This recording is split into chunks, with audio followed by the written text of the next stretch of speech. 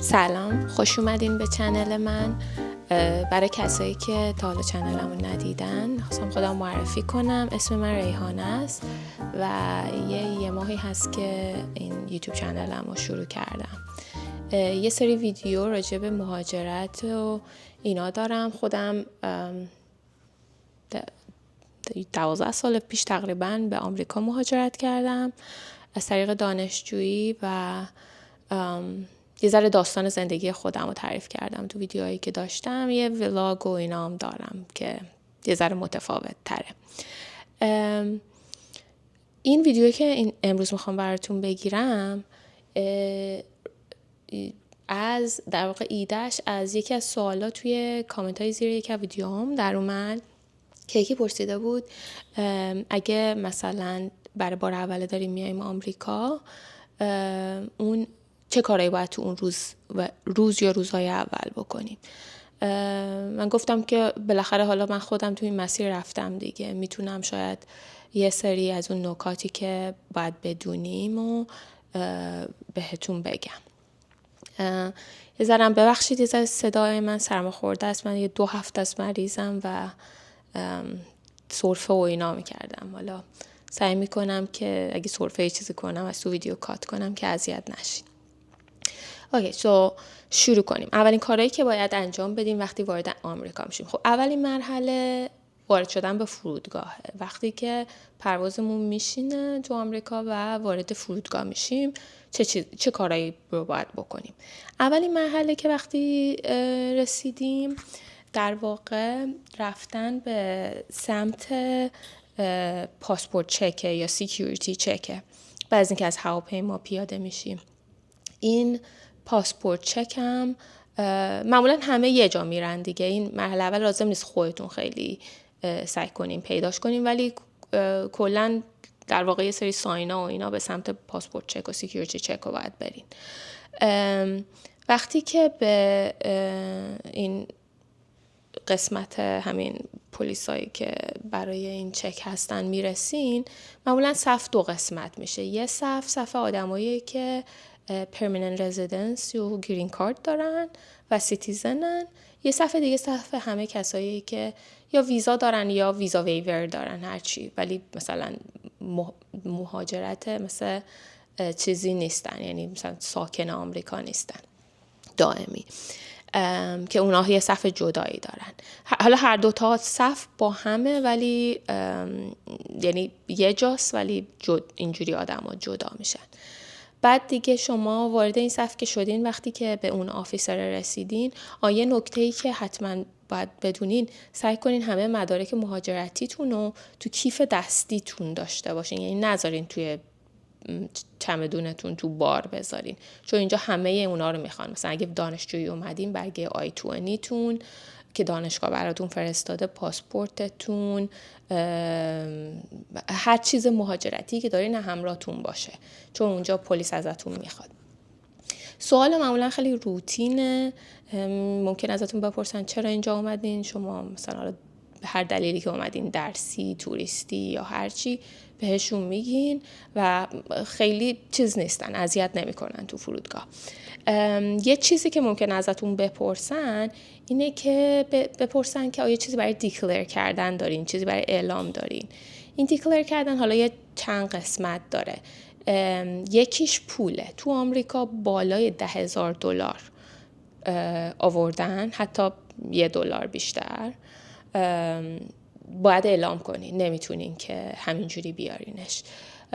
حالا هیچ مشکلی هم نداره اعلامش، یعنی مثلا چه میدونم 10,000 20,000 30,000 هرچی هست، فقط باید رقم دقیقش رو به چیز اعلام کنین، به آفیسر و اینا. معمولا توی هواپیما که هستین، همه این هواپیمایی‌ها عادت دارن به این، یه برگه هایی بهتون میدن که اون تو نوشته که مثلا قشنگ یه جایی داره برای این که مثلا اگه بالای 10,000 تا پول دارین، اون رقمش رو بنویسین. سعی کنین رقم دقیق پولتون رو بدونین و اینا بشمرین که لازم نباشه که مثلا غیر دقیق بنویسین. یه چیز دیگه که برای دیکلر کردن و اینا میخواد اینه که چیز غیر مجاز دارین که بیارین. آمریکا کلا از نظر این کشاورزی اینا خیلی حساسه، یعنی کلا اجازه نمیده هیچ چیزی که بشه کاشت بیاری آمریکا که مثلا چیزای کشاورزیشون رو به هم بریزه، چون یه سری چیزای بد داشتن که یه سری آفت و این چیزا وارد شده بود و اینا خیلی روش حساسن. در نتیجه هیچ نوع دونه گیاها، گل، هر چی میخواد باشه، میوه، اینا هیچی اجازه آوردن، غیر قانونی آوردنش. و دیگه به جز این مثلا تخم اینا خیلی مجاز نیست، مرکبات، اینا میوه خشک و اینا اکثرشون اوکیه، ولی اینایی که هر چیزی هسته اینا داشته باشه اینا ممنوع میکنن. آجیلینا معمولا اوکیه. نچه سعی کنین اصلا خودتون با خودتون نیارین که با خیال راحت مثلا اینا رو دیکلر اینا نخواد لازم باشه بکنین. بعد این مرحله که حالا چه برای اعلام کردن چیزی دارین چه ندارین، چیز میکنین، از این مرحله که رد شدین باید به سمت تحویل چمدونتون برین که مثلا تابلوهای بگیج کلیم رو در واقع باید دنبال کنین. اینجاش هم شبیه فرودگاه خودمونه دیگه، یه سری از این دستگاه هست که میچرخن و چمدونا روش هست و اینا. احتمالاً هم چون این مرحله پاسپورت که اینا معمولاً یه ذره طول میکشه تا برسین اینا، تا زمانی که برسین به این مرحله چمدونتون هم احتمالاً رسیده و اینا اکثر اوقات. بعدش یه چمدونتون رو پیکاپ میکنین و اینا به سمت در خروجی میرین. این قسمتشون جاییه که معمولاً یه صف 2 قسمت میشه. صفی که برای دیکلر کردن، کسایی که دیکلر کردن لازم دارن، کسایی که ندارن، که بر حسب این حالا هر کدوم که هستین از این تو صف‌ها و اینا رد میشه. ایناش هم مثلا دیکلر کردن اینا هم نترسین، یعنی پلیس کارتون نداره، صرفا مثلا چیز میکنین اگه یکی از این چیزای غیر مجاز باشه ازتون میخوان که چمدونتون رو باز کنین که ببیننش و بندازنش دور. ولی حالا شاید تعداد چمدون اگه کم باشه کمتر احتمالش هست که از این کارا بکنن. بعد این مرحله خب دیگه خارج که شدین، در واقع مرحله بعدی در واقع میشه بستگی داره که کسی دنبالتون میاد یا نه. شما دیگه احتمالاً سیم کارت ایرانتون دیگه کار نخواهد کرد. اگه سیم کارت بین المللی ندارین احتمالاً راهی برای تماس ندارین. یه نکته خوبی که فرودگاه ها دارن، اکثر فرودگاه جهان، اینه که وای فای مجانی دارن و به راحتی میتونین برین تو موبایلتون قسمت وای فای، معمولا یه سری اسمای تابلوهای مربوط به فرودگاه دارن، مثلا نمیدونم اسم فرودگاه گستی همچی چیزی، میتونین انتخابش کنین. گاهی وقتا مثلا یه ایمیلی چیزی میپرسن، قشنگ میتونین ایمیلتون رو بزنین و به اینترنت وصل شین که باهاش هم میتونین هم تکست بدین، هم به کسی، به آشناهاتون زنگ بزنین که بگین رسیدین. بعد حالا فرودگاه اگه این وای فایش مشکلی داشت کار نکرد و اینا، فرودگاه مثلا دستگاه پیفون هم دارن. اگه پولی که با خودتون میارین سعی کنین یه کوچولوشو سکه کنین که اگه لازم شد زنگی بزنین مشکلی نداشته باشین. حالا اگر هم نداشتین هم مهم نیست، مثلا دکه و اینا هست که مثلا بتونین برین یه چیز کوچیک ازش بگیرین و پولتون رو خورد کنین. بعد فرودگاه دیگه باید برین به سمت اون جایی که تو شهره در واقع. یه سری رو برای خروج از فرودگاه اینجا یه سری چیزا، یه سری راه‌های رفتن هست. اینا یه چیزایی دارن شبیه اسنپ ایران، 2 شرکت بزرگی که این سرویس رو ارائه میدن، اوبر و لیفت هستش که تقریبا تو اکثر فرودگاهاشون هم اینا جایگاه‌های مخصوص دارن که در واقع ایستگاهشونه. شما میتونین با اپتون مسیری که میخواین رو برین و بزنین و بهتون قشنگ میگه که کجا باید وایسین. حالا ممکنه اگه این اپ‌ها رو قبلا راه انداختین ممکنه کار نکنن، چون این یکی باید به کردیت کارت وصل باشن، بعدش هم این که به یه شماره تلفنی باید وصل باشن. مطمئن نیستم که بتونین شماره ایران رو روش بزنین، ولی مثلا اگه نمیدونم سفر اروپایی چیزی کردین آردی وصلش کردین شاید بتونین ازش استفاده کنین. حالا ولی اگه اینم استفاده نتونستین بکنین میتونین برین به جایگاه تاکسی فرودگاه. اینا معمولا تاکسی‌های فرودگاه یه سری ریت‌های فیکس دارن، یعنی اینجوری نیست که سرتون کلاه و اینا بذارن. میتونین به سمت اون چیز برین، در واقع از فرودگاه که دارین خارج میشین احتمالاً میتونین تابلوها رو نگاه کنین، به سمت گراوند ترانسپورتیشن و تاکسی و اینا برین. مال معمولاً این اپ های اوبر و لیفت بهش میگن مثلا پسنجر پیکاپ مال وقتیه که مثلا یکی دنبالتون میاد، ولی اینا مثلا اپ های پیکاپ و مجزا جاهاشو مشخص میکنن. آره دیگه، فقط برای تاکسی حواستون باشه اون آدرس جایی که میخواین برین رو قبلا نوشته باشین و اینا. حتی اگه سختتونه گفتنش میتونین مثلا اسمشو به راننده تاکسی نشون بدین که اون شما رو اونجا ببره. فرودگاه ها مترو اینا هم دارن، مترو و اتوبوس. ممکنه برای کسی که اولین بارشه یه ذره سخت باشه پیدا کردنش. بعضی شهرام بعضی فرودگاهشون مثلا مترو خوبی ندارن، مثلا مال نیویورک یه ذره سخت داره فیگر اوت کردنش. در نتیجه شاید توصیه نکنم، ارزون هست ولی شاید توصیه نکنم برای بار اولتون. اگه هست با 3-4 تا چمدون دارین میاین، ممکن سختتون باشه پیدا کردن راه باهاش. فرودگاهی چیزایی مثل شاتل باس هم دارن که ارزونه و یه جای فیکسی توی شهر، مثل این ترانسپورتیشن هابا و این چیزاشون، ایستگاه اتوبوس و اینا، به سمت اونا میرن. میتونین اینا رو هم نگاه کنین از قبل، ببینین بسته به جایی که خودتون میخواین برین آیا مثلا مفیده براتون یا نه. آره دیگه، خلاصه بعد این مرحله که در واقع از فرودگاه در اومدین، مرحله دوم اقامتتونه. حالا اقامت چند مدل داره. اگه دانشجویین و خوابگاه دانشجویی گرفتین که نمیدونم واقعا، اگه مثلا برای لیسانس نیستین، برای گریجویت دیگری اینا میاین، شاید خوابگاه خیلی توصیه نکنم، چون اولا ارزون نیست. حالا یه سری امکانات و اینا همه داره، یعنی نمیخواد لااقل فیگر اوت کنین که اینترنتتون چیه، برقتون چیه، اینا همه رو در اختیارتون با اون قیمت قرار میدن. ولی خب مثلا چه میدونم، بچهای جوون و اینا هستن، لایف استایل و ایناشون ممکنه با شما فرق کنه. تابستونا خوابگاه وجود نداره، یعنی به هر حال مجبورین تابستون بیرون دانشگاه باشین. در نتیجه نمیدونم، من خودم توصیه نمی کنم، ولی حالا بعضیا دوست دارن، مثلا برای اون اولش میتونن خوابگاه دانشجویی رو امتحان کنن. برای اگه خوابگاه ندارین، هتل اصولا گزینه گرونیه. مثلا بعد کووید تو آمریکا خیلی هتل‌ها هم گرون شدن، شاید مثلا یهو خیلی هزینه‌اش زیاد شه. به جز هتل آپشنای یه ذره مغروم به صرفه تر ایربی‌ان‌بیه. ایربی‌ان‌بی هم باز یه ذره به شهرش بستگی داره. مثلا یه شهرهایی مثل نیویورک ایربی‌ان‌بی عین رنت کردن خونه میشه، یعنی قیمتش ارزونتر نیست اونقدر. هتل ارزونتره ولی از رنت نه الزامن. ولی حالا بالاخره یه آپشن موقتیه که اگه کسی رو نداشته باشین میتونین ازش استفاده کنین. سری موتلا و هاستلا و اینا هم هست که ارزون ترن، ولی یه ذره باید هم امنیتش و تمیزیش و اینا رو دقت کنین. منش نمیدونم، خیلی ازش مطمئن نیستن. یه جای دیگه هم هست توی فیسبوک، نمیدونم ایران دسترسی دارین یا نه، ولی فیسبوک یه جایی داره به اسم مارکت پلیس که اون تو آدما هم مثلا وسیله‌های دست دوم و ایناشونو میذارن، وسیله خونه یا هر چیزی. هم گاهی وقت دنبال رومیتینا میگردن، دنبال همخونه میگردن توش. اگه که راهی دارین که بهش وصل شین و تو ایران میتونین بهش دسترسی پیدا کنین، اونم آپشن خوبیه برای گشتن دنبال خونه موقت و اینا.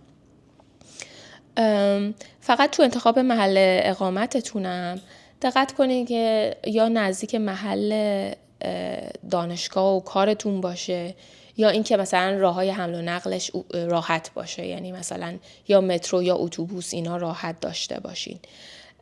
دومش هم اینه که حتما مطمئن شین که امنیتش رو چک کنین. اینجا شهرهای آمریکا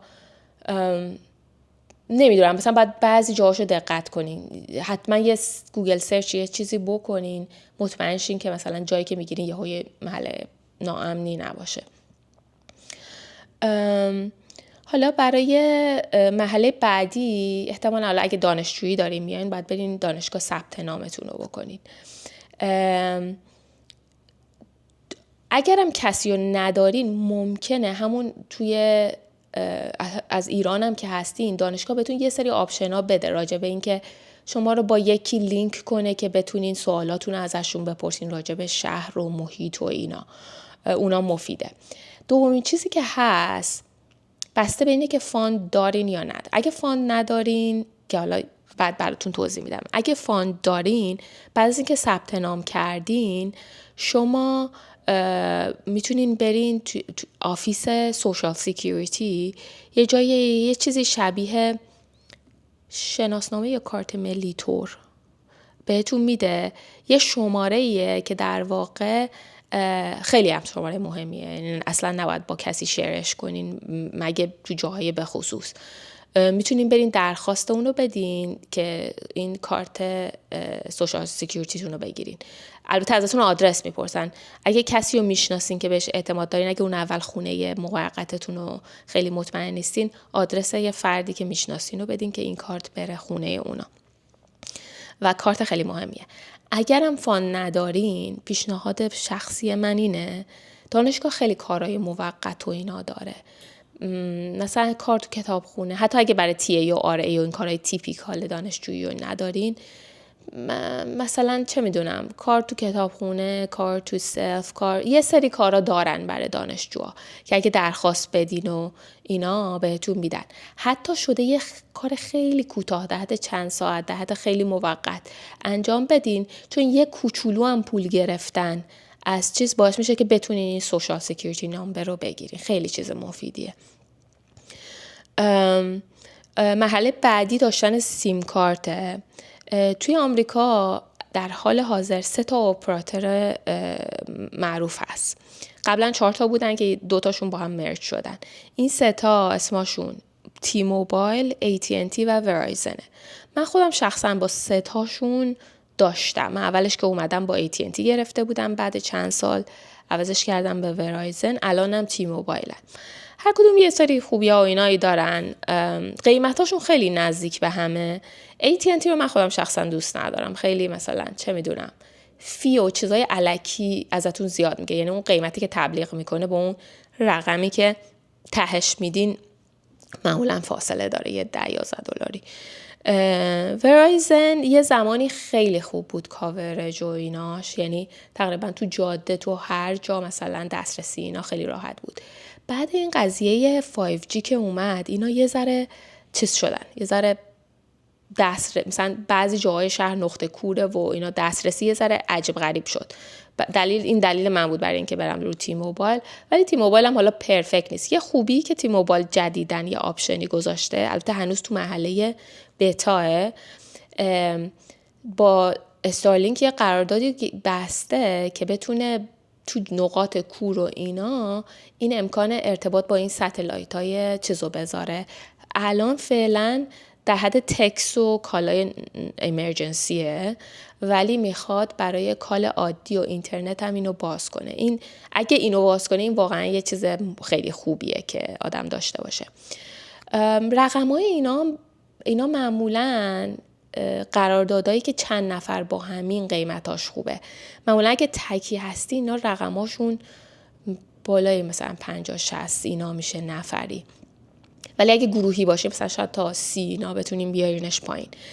2 تا دیگه موبایل هست، اپراتور هست که یه ذره ارزون ترن، مینت موبایل با گوگل فای. اینا خودشون زیرساخت و دکل اینا ندارن، در واقع میان از دکلای همون اپراتور اصلی ها استفاده میکنن، ولی قیمتاشون خیلی مثلا خوبه. حالا شاید مثلا برای اون اول شاید بد نباشه که مثلا با اینا بگیرین که یه ذره رقمای پایین تر بره. راستی شماره‌تون هم معمولا تو آمریکا شما حفظ میکنین، یعنی با هر چیزی که با هر اپراتوری که شماره گرفتین و قرارداد بستین و اینا، این شماره رو بعدا منتقل میکنین اگه اپراتورتون رو عوض کنین. در نتیجه نگرانی این نشوشین که شماره‌تون عوض میشه. برای خریدای ضروری، مایحتاج خیلی ضروری و مثل دارو و چیزهای اولیه، یه سری فروشگاه‌های چین تور مثل زنجیره اینا وجود داره که تو سطح شهر یه عالم شعبه دارن. از اینا میتونین استفاده کنین. 2 تا حالت داروخونه تور اینا هست، والگرینز و CVS. توی نیویورک فکر کنم یه دوین رید هم هست شبیه همیناست که فکر کنم یکی از اینا مالکشونه. بعد اینا هم دارو اینا دارن، هم داروی اوور د کانتر یعنی بدون نسخه، هم داروی با نسخه دار، اینا میتونین ازشون بگیرین. هم مثلا بیسیک چیزایی که لازم دارین مثل چه میدونم دستمال و خورد و خوراک و اینا، ولی چیزای اولیه، از اینا میتونین استفاده کنین. تارگت هم هست که یه ذره قیمتاش بالاتره. من خودم شخصا تارگت هیچ وقت اطراف محل زندگیم نبوده، کمتر ازش خرید کردم، ولی میدونم خیلی ازش خوششون میاد. لباس و اینا هم داره، خیلی مثلا همه نوع چیز داره. بعدی هم والمارت هم خب هم آنلاین شاپ داره، خیلی با آمازون رقابت میکنه تو آنلاین شاپش، هم قیمتاش گاهی وقتا بهتر از بقیه جاست که میتونین همین چیزای اولیتون رو از اینجا بگیرید. برای آپشن ارزونتر اینا یه فروشگاهی دارن به اسم دالر تری که این مثلا حالا قبل کووید معروف بود به اینکه جنساش هر آیتمش زیر $1، برای همین خرت و پرت و چیزای اولیه مثلا تمیزکاری و این چیزا به درد میخوره. الان البته یه ذره قیمتاش بالاتر رفته. دومیش هم 7-11 هم یه فروشگاهی مثل شبیه همین فروشگاهی تو راه پمپ بنزینی و اینا، شبیه اوناست، کانوینینس استورا که مثلا همه چی هم دارن، قیمتاشون هم بدی نیست و اینا، میتونین از اونم استفاده کنین. برای مسیریابی اینا هم گوگل مپس هست هم اپل مپس. یه توصیه‌ای که دارم، این مپ ها یه آپشنی دارن که شما میتونین مپشون رو وقتی اینترنت دارین دانلود کنین که بتونین آفلاین هم ازش استفاده کنین. پیشنهادم اینه برای اون اولا این شاید به درد بخوره، این مپاتون رو دانلود کنین توی تقریبا اون شهری که قراره توش زندگی کنین، که اگه جایی رفتین نقطه کوری بود یا چیزی بود بتونین که از اون استفاده کنین و مثلا یهو بدون چیز نباشین، بدون مسیریابی نباشین. برای مترو و اتوبوس و اینا هم قبلا اینجوری بود که مثلا یه کارت مترو باید میگرفتی، ولی الان اکثر کردیت کارت ها و اینا که امکان این از راه دور سنسورهای چیز دارن که میتونن دیتکتش کنن، میتونین از همونا استفاده کنین، لازم نیست کارت جدا بگیرین. اگر هم امکان اپل پی و گوگل پی رو موبایلتون فعاله، میتونین با این موبایل هم ازش استفاده کنین. محل بعدی چیزای مالی، باز کردن حساب بانکیه. پیشنهادم اینه همون روز اول برین و حساب باز کنین. یه توصیه هم که دارم، نگاه کنین ببینین نزدیک دانشگاه چه بانکی هست. یه خوبی که بانک‌های اطراف دانشگاه دارن اینه که با دانشجوها و چیزای مهاجر و اینا آشنایی بیشتری دارن، شاید بهتر باشه توی اون شعبه ها حساب باز کنین. بانک‌های معروف آمریکا هم که بزرگاش چیس و بانک آف امریکا و ویلز فارگو و سیتی و اینا هستن. یه سری بانک‌های چیزتر هم هست، کوچیک‌تر، مثل کردیت یونین اینا هم هست. حالا یکی از این بانک‌ها رو انتخاب کنین و توش حساب باز کنین. یه توصیه‌ای که دارم، حتما همه پولاتون هم بذارین توی، با خودتون پول این ور اون بر نبرین، اینجا همه کارا رو با کارت و اینا انجام میدن. یه توصیه دیگه‌ای دارم اینه که حالا ممکنه شما خیلی ایده‌ای راجع به چیز نداشته باشین، راجع به کردیت و کردیت هیستوری و اینا، ولی یه چیز خیلی مهمیه تو آمریکا. اینجا همه چی رو مثلا با کردیت کارت اینا میگیرن، قسطی و اینا، ولی حتی اگه قسطی هم نمیخواین بگیرین، کردیت داشتن مهمه، چون شما اگه بخواین خونه رنت کنین، چه میدونم ماشین بگیرین، اینا کردیت هیستوریتون رو معمولا چک میکنن که ببینن شما آیا میتونن بهتون اعتماد کنن که پولتون رو سر وقت میدین و اینا. در چه چیز مهمیه. حالا یه مشکلی که هست اینه که شما وقتی کردیت هیستوری ندارین بهتون کردیت کارت نمیدن، و وقتی کردیت کارت ندارین کردیت هیستوری نمیتونین بسازین. یه قضیه مرغ و تخم مرغ عجیبیه. در نتیجه یه کاری که میشه کرد اینه که سیکیور کارت باز کنین. همون روزی که میرین حساب باز کنین شما این کار رو میتونین انجام بدین. میتونین از شعبه بانک بپرسین که برای امکانش رو بهتون میدن، و مدلش هم اینجوریه که شما مثلا $500 $100 هر رقمی میتونین بهشون بگین که بردارن ازتون، لاکش کنن. یه چیزی مثل بیانه است چیه، اینو میذارین و اونا یه کردیت کارت با اون سقف بهتون میدن و شما با اون سقف میتونین شروع کنین مثلا خریداتون و اینا رو کردن، میتونین سریعا پرداختش کنین، یعنی نذارین که این سقفش پرشه. ولی با این ادامه این کار شما این کردیت میسازین و بعد 1-2 ماه اینا این سکیوریتی دیپازیتتون هم آزاد میکنن این پول رو و بعد کم کم هم به مرور ازش استفاده میکنین، این سقفش رو میبرن بالا و شما آروم آروم شروع میکنین که کردیت ساختن، که خیلی چیز مهمیه. حتما پشت گوش نندازین، اینو حتما انجام بدین. آره. بعد حالا یه چیزایی راجع به محیط بگم.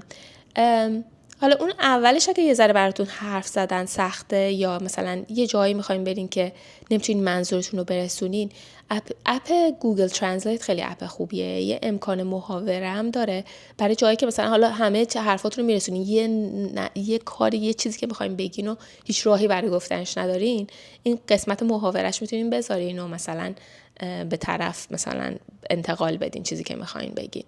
یه چیز دیگه هم راجع به آمریکایی‌ها اینه که کلا اینا آدمای مثلا نایسین، مهربونن.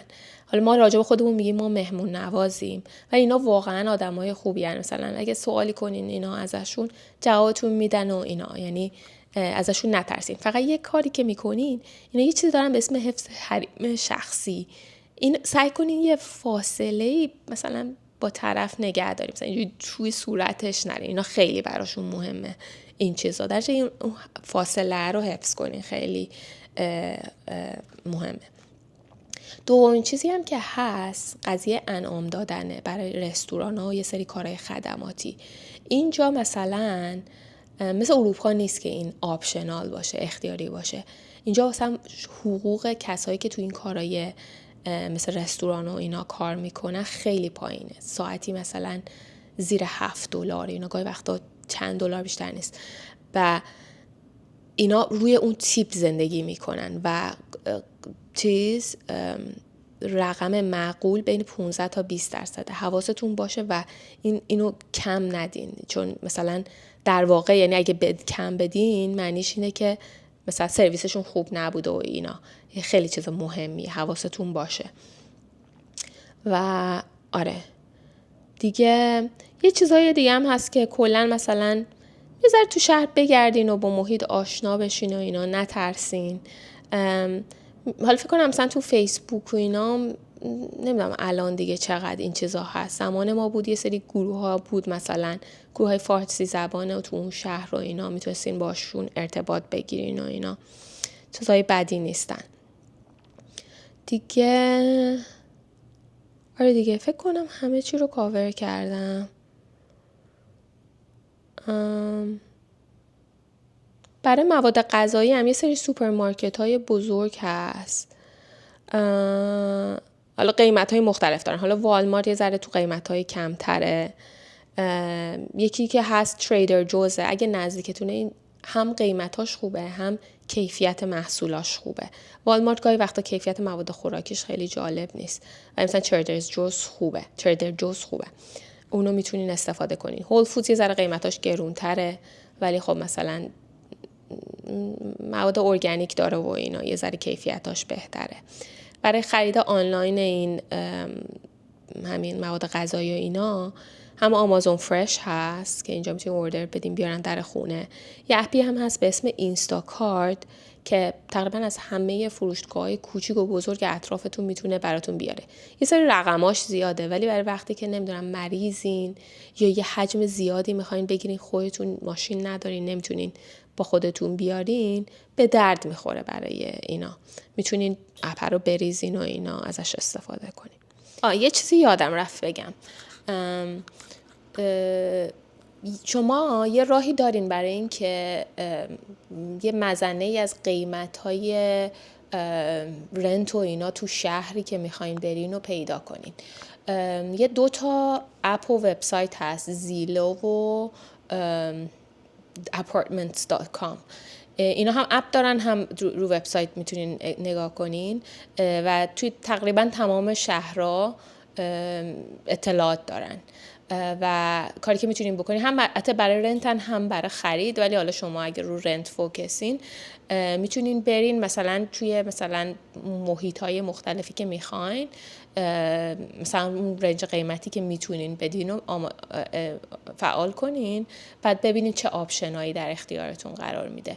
حالا شهر نیویورک یه وبسایت دیگه هم هست به اسم استریت ایزی، خود شهر نیویورک رو مثلا @هومش، اونم یه چیزی شبیه همین apartment.com و زیلوه که خونه‌های برای رنت و اینا رو چیز میکنه، که میتونین یه تحقیقی قبل اومدنتون به آمریکا بکنین که مطمئن شین که یه ایده ای از قیمتاش بگیرین و اینا. گاهی وقتا هم میتونین حتی مثلا تو همون اپ یا با ایمیل و اینا، اگه ایمیلی زیر این گزینه‌های برای رنت داشته باشن، مکاتباتتون رو شروع کنین با اون جایی که میخواین چیز کنین، رنت و اینا کنین. آره دیگه، فکر کنم همه چیزا رو دیگه کاور کردم. خوشحال شدم که ویدیومو میبینین. اگه سوالی چیزی دارین که من هنوز بهش جواب ندادم، لطفا زیر ویدیو کامنت بذارین، برام بنویسین. سعی میکنم یا همون تو کامنت جوابتون رو بدم، یا اگه تعداد سوالا زیاد شد یه ویدیوی دیگه اینجوری بگیرم و جوابتون رو بدم. خوشحال شدم که ویدیومو میبینین و تا ویدیو بعدی، خداحافظ.